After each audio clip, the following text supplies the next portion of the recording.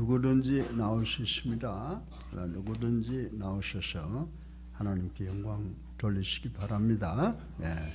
이제 예배라고 하는 것은 이제 순서가 많고 또 오후가 바쁘고 그러면 사회자가 지나가게 뺄 수가 있는데 빼지 못할 게 있고 뺄 게 있고 그래요. 그러니까 급하면 그렇게 하니까. 근데 내가 누가 한마디 하면 또 그걸 꼭 지키고 넘어가기 때문에 시간이 그대로 되돌아간다고.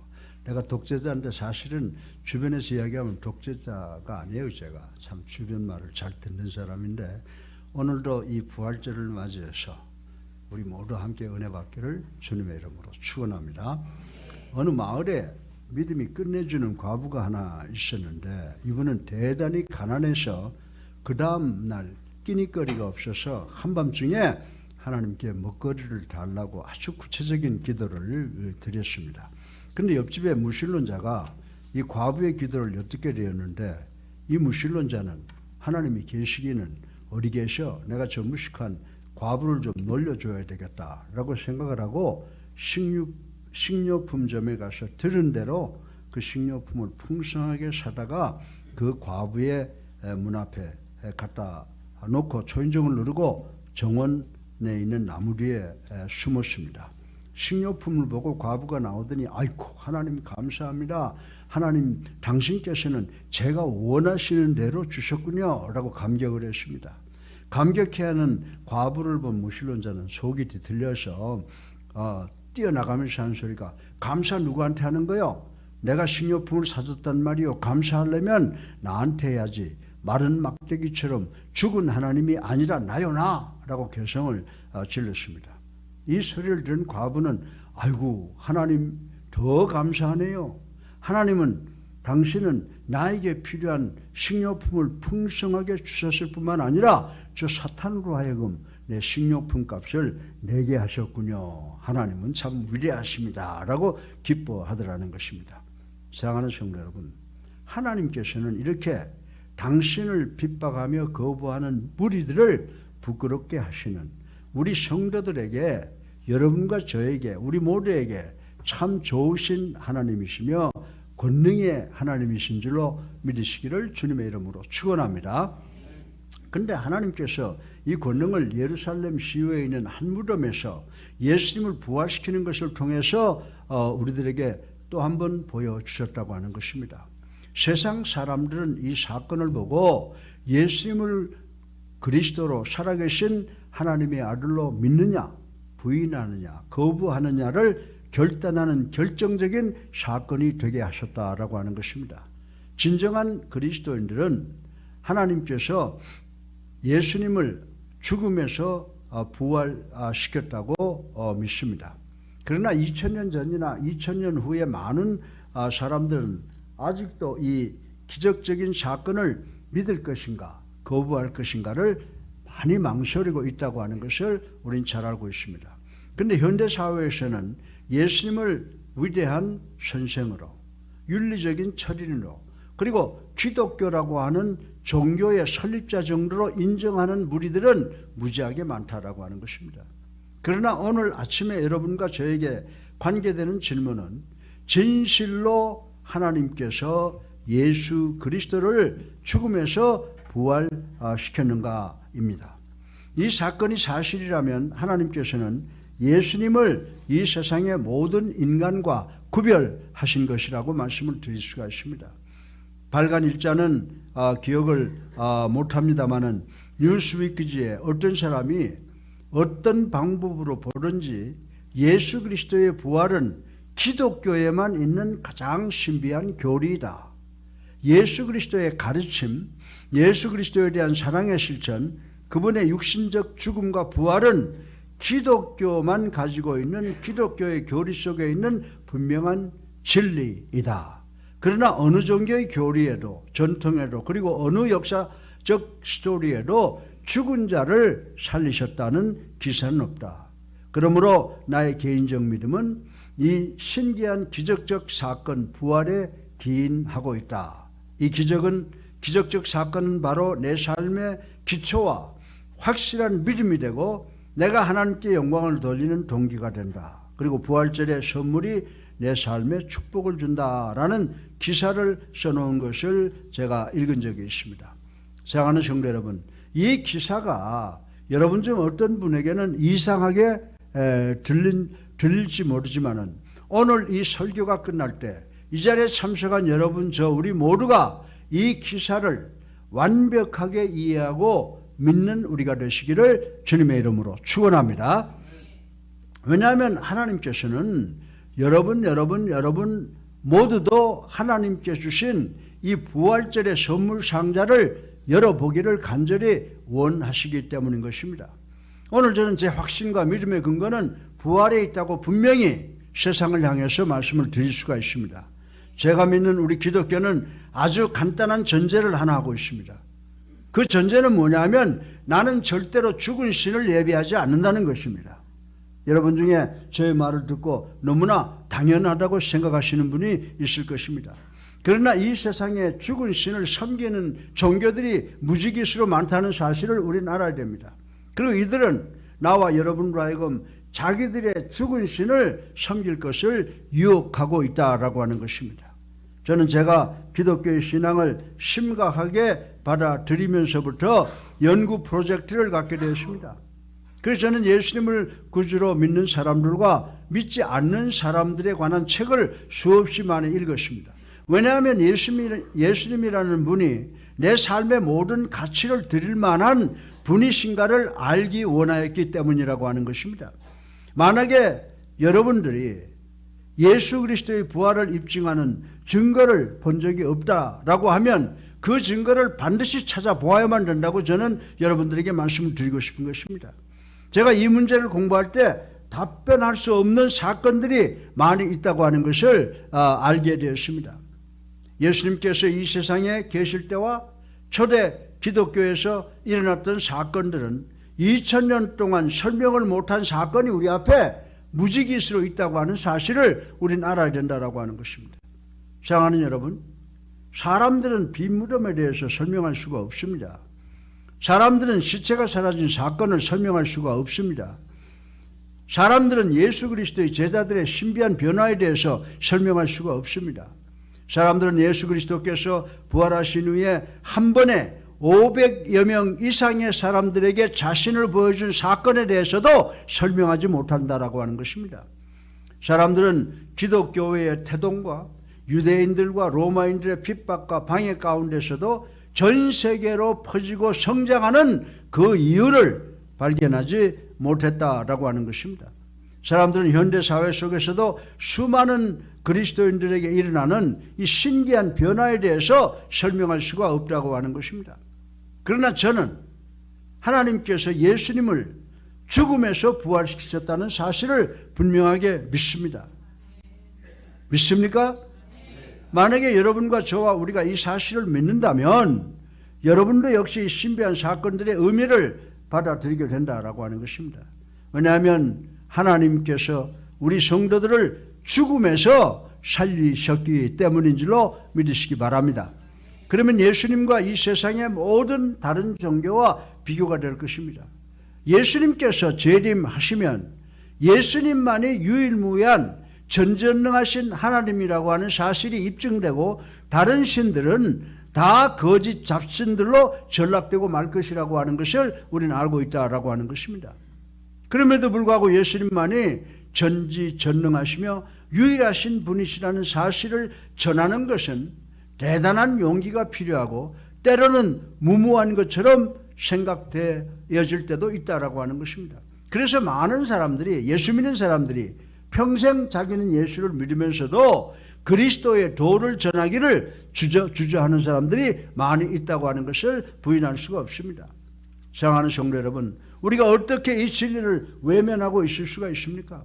만약에 예수님께서 무덤으로부터 부활하셨다면 우리가 예수님만을 믿어야 될 분이라는 사실을 부인할 수가 있겠습니까?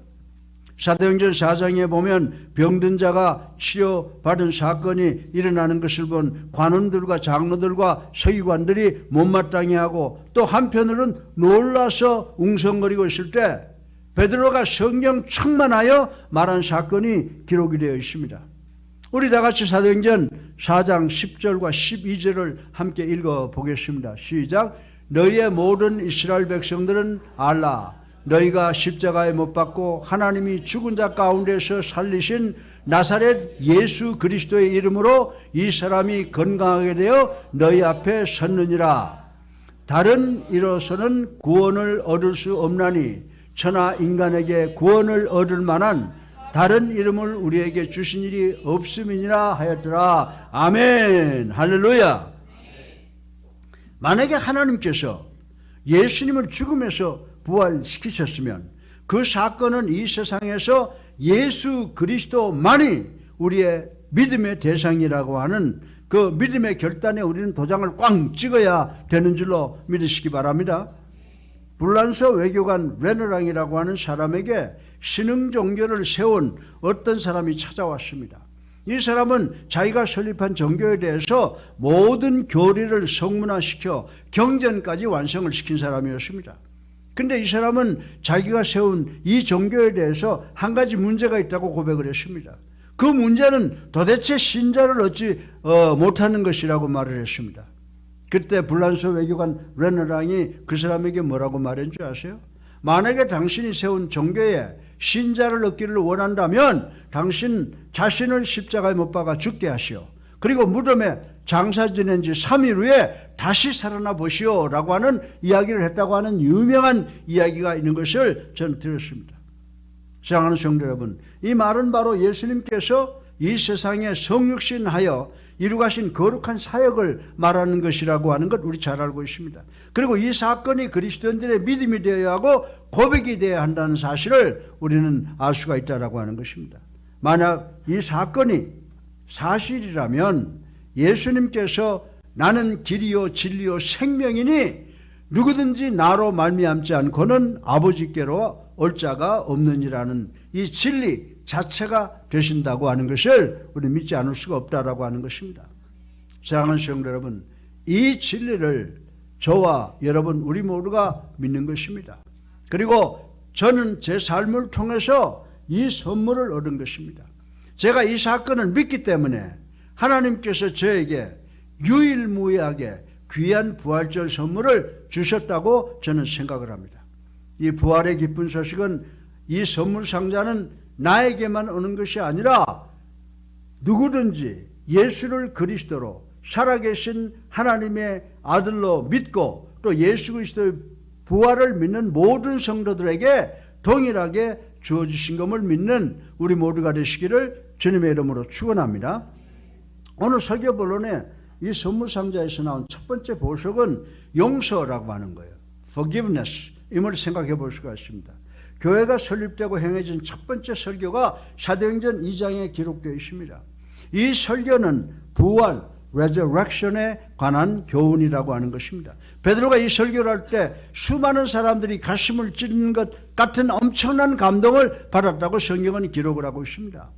우리 다 같이 사도행전 2장 37절, 38절을 읽어보겠습니다. 시작. 그들이 이 말을 듣고 마음에 찔려 베드로와 다른 사도들에게 물어 이르되 형제들아 우리가 어찌할꼬 하거늘 베드로가 이르되 너희가 회개하여 각각 예수 그리스도의 이름으로 세례받고 죄사함을 받으라. 그리하면 성령의 선물을 받으리니. 아멘. 우리 성도들은 이 세상에서 가장 처참한 사건은 예수 그리스도의 십자가 사건이라는 것과 반대로 이 십자가의 사건은 이 세상에서 가장 기쁜 사건임을 알고 믿는 우리가 되기를 주님의 이름으로 축원합니다. 왜냐하면 예수님께서 십자가에 달려 돌아가심으로 우리들의 죄값을 다 갚아 주셨기 때문입니다. 그 결과로 우리 죄를 용서받고 죽을 수밖에 없는 우리가 부활하게 되었기 때문인 줄로 믿으시기를 주님의 이름으로 축원합니다. 베드로는 예수 그리스도의 부활에 대한 설교를 통해서 우리가 예수님을 구주로 살아계신 하나님의 아들로 믿고 그분과 하나가 된다면 우리의 죄가 용서받게 되고 새롭게 새로운 생명을 갖고 부활할 수 있다고 오늘 말씀을 통해서 설명을 하고 있는 것입니다.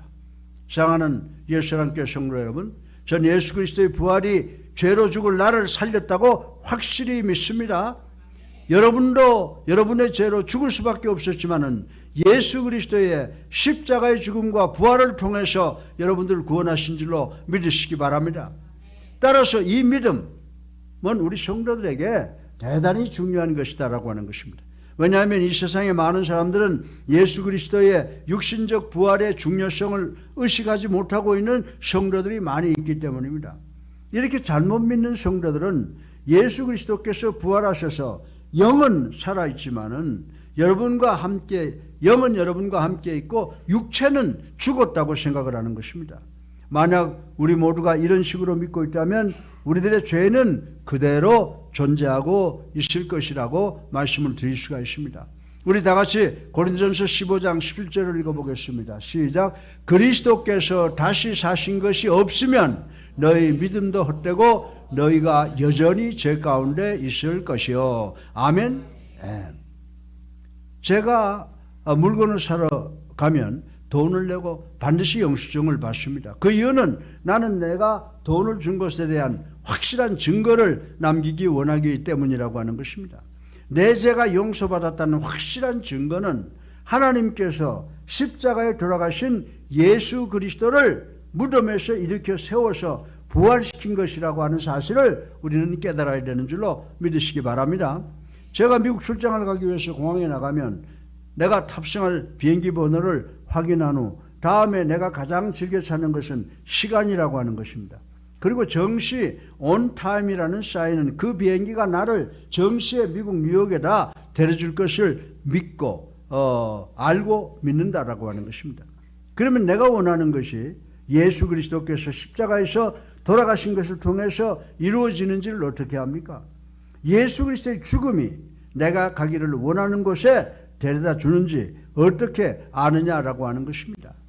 내 비행기 출발 시간표에 정시 온타임이라는 사인이 바로 예수 그리스도의 부활과 같은 사인이라고 하는 것입니다. 예수 그리스도의 부활은 하나님께서 예수 그리스도께서 여러분과 저 우리를 위해서 십자가 위에서 치르신 예수님의 희생에 대해서 만족하셨다는 증거 사인이라고 말씀을 드릴 수가 있는 것입니다.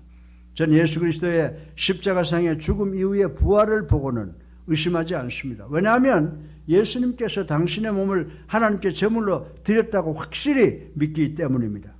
그리고 하나님께서는 이 제물이 우리 인간의 죄의 대속을 위하여 당신의 마음에 흡족하다는, 만족하시다는 증거로 예수 그리스도를 죽음에서 부활시켜 주셨기 때문이라고 하는 것을 저는 여러분에게 말씀을 드립니다. 결과적으로 이 엄청난 과정을 통해서 여러분과 우리가 용서받을 수 있게 된 것입니다. 이 십자가와 부활의 사건이 가장 중요한 이유는 아직도 이 귀한 진리를 믿지 못하는 성도들이 많이 있기 때문입니다. 이런 성도들은 자신의 노력과 자신의 지혜와 자신의 덕으로 하늘나라에 들어간다고 생각을 합니다. 이들은 예수 그리스도의 십자가의 죽음은 하나님의 용서를 구할 수 있는 시작에 불과하다고 믿습니다. 그래서 이들은 내가 선행을 열심히 하면, 내가 율법을 열심히 지키면, 내가 내 전통과 관습을 열심히 따르면 죄로 인한 죽음의 값을 치를 줄 모르겠다라고 막연히 생각을 합니다. 그러나 하나님께서 여러분과 저와 우리에게 주시는 부활의 의미는 이렇습니다. 만약에 우리가 예수 그리스도의 갈보리 십자가의 사건을 믿지 않으면 예수님께서 아직도 무덤 안에 계시고 우리의 죄는 그대로 존재하고 있다고 하는 것입니다. 그러나 저는 하나님께서 우리의 노력으로, 우리의 덕으로가 아니고 예수 그리스도를 죽음에서 부활시켰음을 믿음으로 저의 모든 죄가 다 용서받았다는 사실을 분명히 알고 믿는 것입니다. 아멘입니까? 여러분의 죄는 우리의 노력으로 된 것이 아니라 예수 그리스도의 십자가의 죽음으로 되었다는 말씀인 것입니다. 죽은 예수 그리스도를 살리신 것이 하나님께서 예수 그리스도의 그 모든 재물을 만족하게 받으셨다는 증거라고 제가 여러분들에게 지금 목소리 높여서 말씀을 전하고 있는 것입니다. 여러분들 미국에 가면요, 해리 패닉이라고 하는 유명한 골프 코치가 있습니다. 한 세대를 날리던 골프의 거장들, 누굽니까? 잭 니콜라스라든지 또 그 위에 아놀드 파머 같은 사람들은 거의 모두가 이분에게 사사를 받았던 역사가 있습니다. 그런데 이분이 자기가 90세가 될 때까지 그렇게 유명하고 성공한 골프 코치라고 하는 사실을 그렇게 확실하게 인지하지 못했습니다. 어느 날 이분은 출판사에서 온 손님과 함께 레스토랑에 앉아서 이야기를 하고 있었습니다. 그때 그는 자기의 코칭 노트를 보여주면서 골프 학습에 대해서 열심히 설명을 하고 있었습니다. 그때 이 출판사에서 온 분이 그 노트를 보니까 대단히 훌륭한 골프 지침서가 될 것을 알았습니다. 그래서 이분은 자기 출판사가 이분의 노트를 책으로 출판할 것을 제의하고 결정을 하고 인쇄로 9만 불을 주기로 약속을 하고 계약을 체결을 했습니다. 며칠 후에 해리 페닉이 이 출판사 직원을 다시 찾아와서 근심스러운 표정으로 집에 가서 마누라하고 상의를 해보았는데 이 나이에 출판을 한들 무슨 소용이 있으며 더 문제는 9만 불이 당장 내 수중에 없으므로 계약을 파기했으면 좋겠습니다라고 하소연을 했다고 하는 것입니다. 사랑하는 성도 여러분, 여기에서 해리 페닉이 알지 못하는 게 뭡니까? 이 해리 페닉은 자기의 책을 출판하기 위해서 자기가 출판비를 지불할 필요가 없다는 사실을 이해하지 못했다는 것입니다. 그리고 자기가 돈을 내는 것이 아니라 출판사가 해리 페닉에게 인쇄로 오히려 돈을 주기로 한 것을 전혀 이해하지 못했다라고 하는 것입니다. 사랑하는 성도 여러분, 이 사실이 바로 우리 성도들이 이해해야 되는 것입니다. 이 이해가 바로 예수 그리스도의 부활이 우리 성도들에게 기쁜 소식이 되는 이유라고 저는 여러분들에게 말씀을 드리고 싶은 것입니다. 우리는 우리의 용서를 얻기 위해서 우리의 노력을 지불할 필요가 없는 줄로 믿으시기 바랍니다. 용서를 위한 작업과 지불할 모든 것은 갈보리 언덕 십자가 위에서 우리 주님께서 이미 다 지불이 끝난 것이라고 하는 것입니다. 하나님께서는 이미 대속의 제물로서 그리고 모든 드림의 양과 절차와 과정이 충분하다고 만족하시다는 증거로 예수 그리스도를 죽음에서 부활시켰다라고 하는 것입니다. 따라서 우리가 해야 될 사역은 단순히 부활의 선물 상자를 감사한 마음으로 받기만 하면 된다고 하는 것입니다. 우리 다 같이 사도행전 2장 37절 38절을 읽어보겠습니다. 시작. 그들이 이 말을 듣고 마음을 찔려 베드로와 다른 사도들에게 물어 이르되 형제들아 우리가 어찌할꼬 하거늘 이르되 너희가 회개하여 각각 예수 그리스도의 이름으로 세례를 받고 죄사함을 받으라. 그리하면 성령의 선물을 받으리니. 아멘. 우리가 예수 그리스도와 믿음으로 하나가 되면 이 부활의 선물 상자 안에 첫 번째 선물인 용서로 우리의 모든 죄가 용서받고 우리 모두가 하나님의 자녀가 되는 놀라운 축복을 누리게 된다고 성경은 우리들에게 가르쳐주고 있는데 이 말씀을 반드시 기억하고 믿는 우리가 되시기를 주님의 이름으로 축원합니다. 둘째로 예수 그리스도의 부활은 그분을 믿는 우리에게 하나님의 자녀가 되는 가치, 밸류를 선물로 주셨음을 생각해 보겠습니다. 이 세상에 살고 있는 사람 모두는 가치에 대한 강한 집착을 가지고 있습니다. 요즘 우리가 살고 있는 세상은 남성들은 남성이 아니면 여성들은 여성이 아니면 백인들은 백인이 아니면 황인은 황인이 아니면 여러분이 좋은 지역에 살지 않으면 좋은 직업을 갖고 있지 않으면 명문학교를 졸업하지 않으면 여러분은 명예와 인기와 권력을 소유하고 있는 사람이 아니라면 가치가 있는 사람이 아니라고 하는 편견을 다 주변에서 갖고 있게 된다고 하는 것입니다. 그럼에도 불구하고 그런지 요즘의 정치판에는 참 이상한 현상이 우리 주변에 일어나고 있습니다. 교도소에 있거나 여러 가지가 법적 기소가 되어도 그리고 1심 2심에 실형을 받고도 부끄러운 줄 모르고 정당을 만들어서 국민의 지도자가 되겠다고 하는 이런 사람들이 있습니다. 그러나 정상적으로 상식을 가진 유권자들은 아무도 그들의 가치를 인정하지 않는다라고 하는 것입니다. 이렇게 우리 인간 스스로가 자기 자신들에게 부여하는 가치는 무가치하고 주변에 선량한 국민들을 기만하는 행위로 전락되고 만다는 것입니다. 그런데 이런 생각을 가진 사람들은 예수 그리스도의 부활을 인식하지도 못하는 사람들일 것이라고 생각이 되어지는 것입니다. 더 나아가서 부활은 이런 가치를 거부한다 라고 말씀을 하고 있는 것입니다. 여러분들은 예수 그리스도의 십자가가 주는 가치, 그 의미를 아십니까? 아멘? 여러분들, 이 십자가가 주는 가치는요, 하나님과 우리 사이에서만 이루어지는 거예요. 수직적으로 인간이 하나님께 대단히 중요한 존재이고, 횡적으로는 이 세상에 존재하는 모든 인간은 상호 귀중한 존재로서의 서로의 가치가 있다는 것을 성경이 우리들에게 가르쳐주고 있는 줄로 믿으시기를 주님의 이름으로 축원합니다.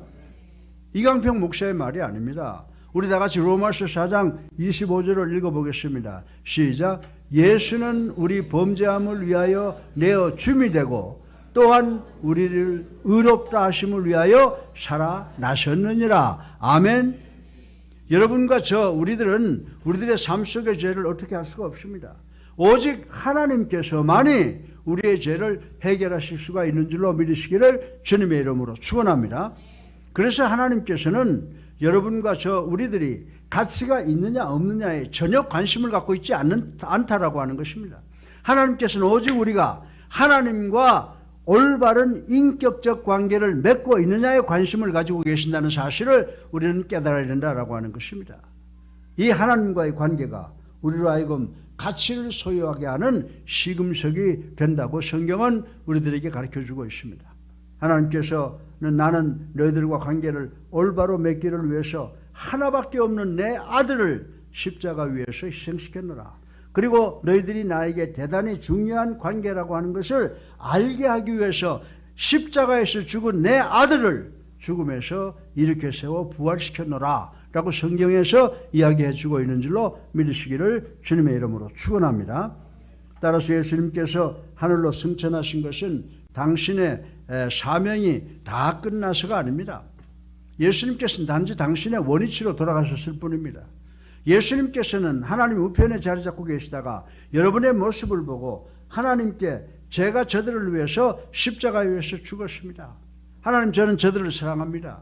제 피가 저들의 죄를 다 덮었습니다. 저들의 죄가 다 용서받았습니다. 라고 하나님께 말씀을 올리고 있습니다. 사랑하는 성도 여러분, 하나님께서는 여러분과 저와 우리를 지극히 사랑하시는 줄로 믿으시기 바랍니다.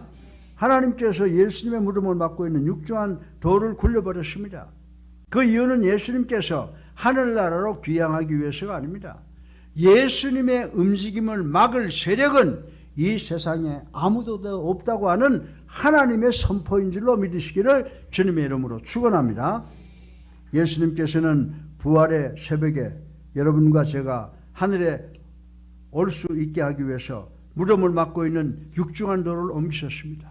왜냐하면 인간들이 하나님과 자녀 관계를 맺을 때 비로소 하나님의 자녀로서 가치를 소유한 존재들이기 때문인 것입니다. 예수 그리스도의 부활이 이런 의미를 우리에게 상기시켜주고 있는 줄로 믿으시기 바랍니다. 따라서 우리들은 이 부활의 아침 예배를 통해서 우리가 예수님을 나의 구세주로 살아계신 하나님의 아들로 믿을 때 하나님으로부터 부활절의 선물인 우리의 가치를 받았음을 믿고 기뻐하시는 우리 모두가 되시기를 주님의 이름으로 축원합니다. 셋째로 우리 모두는 부활을 통해서 용기, courage를 선물로 받았음을 생각해 보겠습니다. 사실 우리는 그렇게 용기 있는 사람들이 아닙니다. 우리는 우리의 문을 꽁꽁 닫고 삽니다. 우리는 사람들과 뭉쳐 삽니다. 또 어떤 사람들은 호신을 위해서 무기를 소유하고 삽니다.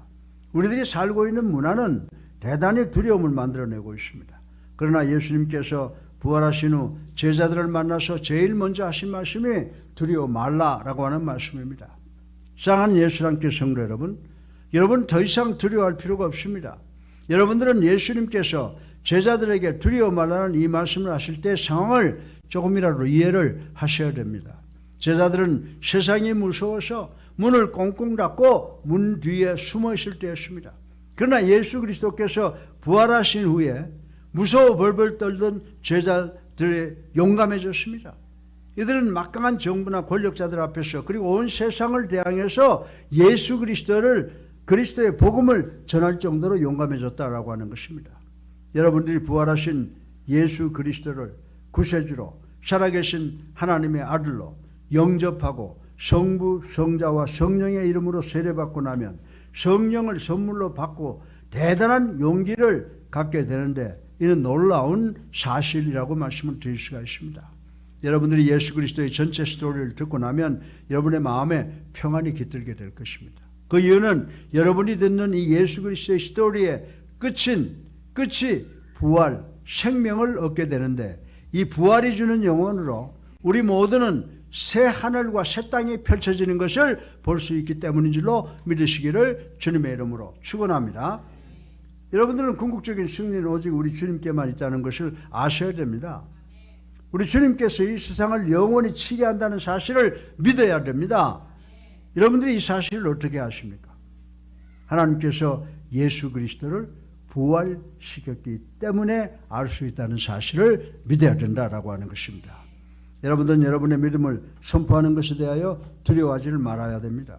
여러분들은 그리스도인으로서 어떤 형편과 상황의 삶이 되더라도 그리고 세계적으로 가장 무서운 곳에 간다고 해도 두려워하지 말아야 된다는 것입니다. 19세기에 존 랜턴이라고 하는 선교사 여러분 잘 아시죠? 이 사람이 자기 고향 스코틀랜드를 떠나서 선교 지역으로 가기로 결정을 했습니다. 그때 이 선교사의 친구들이 와서 당신이 가려고 하는 그 아프리카의 섬에 무서운 식인종들이 득식을 거리고 있기 때문에 위험하니까 선교 지역으로 가지 말라고 설득을 했습니다. 그때 존 랜턴은 내 몸이 식인종에게 아니면 벌레들에게 뜯어먹힌다고 해도 나는 두려워하지 않겠소 라고 대답을 했습니다. 그리고 더 설명하기를 내 부활의 구주 예수 그리스도에 의해서 내가 부활하는 날 내 모든 몸은 당신들의 몸과 같을 것이요 더욱이 예수 그리스도의 몸과 같을 것입니다 라고 하는 유명한 선교 역사에 남아있는 이야기가 있습니다. 사랑하는 성도 여러분, 여러분들 더 이상 두려워할 필요가 없는 줄로 믿으시기 바랍니다. 의사가 아유 이제 큰일 났어요. 당신 얼마밖에 살지 못해요. 우리 성도 중에 아마 그런 이야기 들은 분들이 있을 거예요. 당신 이제 앞으로 6개월밖에 못 살아요. 이런 이야기를 들은 성도가 우리 교회 성도들 중에 전 있다고 하는 것을 압니다. 여러분의 상사가 당장 직장을 이제 그만두시오 라고 합니다. 그 여러분의 삶이 경제공황으로 어떤 고난을 당한다고 해도 공포의 삶을 사시지 말라고 성경은 우리에게 권면을 하고 있습니다. 이 세상은 너무나도 많은 어려움과 고통과 고난이 있습니다. 상상하지 못하던 나쁜 일들이 우리 앞에 많이 벌어집니다. 그러나 여러분 두려워하지 마시기를 주님의 이름으로 축원합니다. 왜냐하면 우리 예수 그리스도의 죽음을 부활로 옮기신 것은 하나님께서 이 세상의 그 어느 경우에라도 그 어느 상황이라도 불가능한 일이 없다고 하는 것을 나타내고 있는 줄로 믿으시기를 주님의 이름으로 축원합니다. 예수 그리스도의 부활의 소식을 믿게 되면 우리는 이 세상의 삶의 어떠한 어려움과 고통과 싸움에 승리할 용기를 선물로 받게 된다는 것을 명심하시는 우리 모두가 되시기를 주님의 이름으로 축원합니다. 네 번째로 마지막으로 부활 때문에 우리는 소망을 선물로 받았음을 생각을 해 보겠습니다. 다이안 캠프스라고 하는 소아암 전공 의사가 있었습니다. 이분은 하늘을 향한 문이라는 저서를 출판해서 대단히 유명해졌습니다. 그러나 이분은 오랫동안 하나님은 사랑이시라는 사실을 인식하지 못하고 믿지도 못했습니다. 어느 날 이분은 백혈병으로 죽어가는 어린아이의 어머니인 아이린이라는 분과 대화를 갖는 기회를 가졌습니다. 캠프스 박사는 이 부인이 책을 하나 들고 있는 것을 보게 되었습니다. 그래서 캠프스 박사는 그 책이 무슨 책입니까? 라고 물었습니다. 이 아이린 부인은 답변하기를 이 책은 예수 그리스도의 부활이 현대와 무슨 관계가 있느냐라고 하는 것에 대한 답변을 쓴 책이라고 말을 했습니다. 캠프스 박사는 그 책을 읽고 부인이 내린 결론이 무엇이오? 라고 물었습니다. 그때 아이린 부인은 병으로 고생하는 자기 아들을 물끄러미 바라보면서 평안한 모습으로 예수 그리스도의 부활은 오늘도 이 아이에게 유효하다고 하는 답변입니다 라고 답변을 했다고 하는 것입니다. 사랑하는 성도 여러분, 우리 다같이 베드로전서 1장 3절로 4절을 읽어보겠습니다. 시작. 찬송하리로다 우리 주 예수 그리스도의 아버지 하나님이 그 많으신 긍휼대로 예수 그리스도의 죽은 자 가운데서 부활하심으로 말미암아 우리를 거듭나게 하사 산 소망에 있게 하시며 썩지 않고 더럽지 않고 쇠하지 아니하는 기업을 있게 하시나니 곧 너희를 위하여 하늘에 간직하신 것이니라. 아멘. 이 말씀의 의미는요, 우리는 잃어버릴 수 없는 확실한 소망이 있다는 말씀인 것입니다. 왜냐하면 이 소망은 여러분과 저 우리의 천국을 위해서 우리 주님께서 간직하고 있다는 사실을 믿어야 되는 줄로 믿으시기를 주님의 이름으로 축원합니다. 이 세상에 그 어느 것도 이 소망을 건드릴 수가 없습니다. 이 이유 때문에 우리 성도들은 세상 사람들과 다르고 그리고 다르게 살아야 된다고 성경은 우리에게 말씀을 하고 있습니다.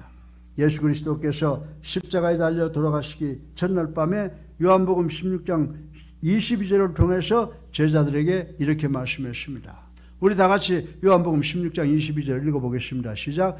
지금은 너희가 근심하나 내가 다시 너희를 보리니 너의 마음이 기쁠 것이요 너의 기쁨을 빼앗을 자가 없느니라. 아멘. 예. 저와 여러분은 기쁨을 가졌습니다. 그런데 이 기쁨은 소망의 기쁨인데 예수 그리스도께서 여러분과 저를 위해서 하늘에 갖고 계시기 때문에 아무도 이것을 도둑질하거나 빼앗아갈 수가 없다고 지금 성경은 우리에게 설명해 주시는 줄로 믿으시기 바랍니다. 주님께서 주시는 이 소망은 절대로 우리를 떠날 수가 없다는 말씀인 것입니다. 8살 먹은 필립은 태어나면서부터 병약하게 태어난 아이였습니다. 그러나 빌립의 어머니는 빌립을 매주 유년주일학교에 데리고 다녔습니다. 그리고 빌립의 주일학교반에는 다른 9명의 소년이 있었습니다. 사실 8살 먹은 소년은요, 서로의 차이를 절대로 인식하지 못합니다. 따라서 이 연령의 아이들은 자기 또래지기가 자기와 다르게 사물을 이해하고 자기와 다르게 말하고 자기와 다르게 생각하고 행동한다는 것을 받아들이지 못합니다. 그래서 빌립은 이 아이들 속에 끼지 못하고 왕따가 되어버렸다라고 하는 것입니다. 부활주일 아침에 빌립의 선생님은 부활절에 대한 자세한 설명을 한 후에 이 9명의 아이들에게 빈 플라스틱으로 된 계란을 하나씩 주면서 정원에 가서 새 생명을 상징할 수 있는 것을 채워가지고 오라고 했습니다. 교회에 정원을 돌아다니던 아이들은 새 생명의 상징물을 플라스틱 계란 속에 넣어가지고 와서 하나씩 선생님의 책상에 갖다 놓았습니다. 그래서 선생님은 하나씩 열기 시작을 했습니다. 어느 아이는 플라스틱 계란에 꽃을 넣어 왔습니다. 그리고 다른 아이는 나비 등을 잡아서 넣어 왔습니다. 선생님은 계속해서 플라스틱 계란을 하나씩 열어보았습니다. 그러나 마지막 계란은 빈 계란이었습니다. 빈 계란을 본 아이들은 아니 누가 새 생명의 상징을 넣어야 되는데 선생님의 말씀에 순종 안 했어 라고 핀찬을 했습니다.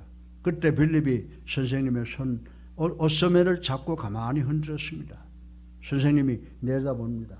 빌립은 선생님 이거 제 계란이에요 라고 했습니다.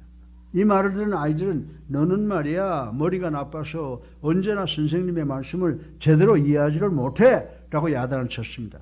그 소리를 들은 빌립은 아니야 나는 선생님께서 말씀하신 대로 했다. 선생님이 우리에게 말씀하신 그 무덤은 빈 무덤이었어 라고 대답을 했습니다. 선생님은 그 순간 그 학급에 엄청난 기적이 일어나는 것을 보았다고 간증을 했습니다.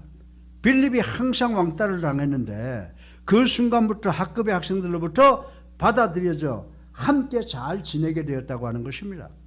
이때가 4월달이었는데 8월에 빌립의 병이 악화가 되기 시작을 했습니다. 그리고 세상을 떠났다고 하는 것입니다. 그런데 빌립의 장례식 때 아무도 잊을 수 없는 상황이 생겨났다고 하는 것입니다. 8살 먹은 아이들 9명이 빌립의 관 옆에 빈 플라스틱 계란 9개를 갖다 놓았다고 하는 것입니다. 이 빈 플라스틱 계란은요, 빈 무덤을 상징하는 것인 줄로 믿으시기 바랍니다. 예수 이 세상에서 역사 속에서 유일한 빈 무덤은 소망을 주는 상징인데 바로 예수 그리스도의 부활의 무덤이라고 하는 사실을 우리는 깨달아야 되는 줄로 믿으시기를 주님의 이름으로 축원합니다. 우리는 예루살렘 교회의 빈 무덤을 통해서 예수 그리스도의 부활을 믿습니다. 빈 무덤을 보고 내 영원한 삶에 대한 소망이 있음을 믿습니다.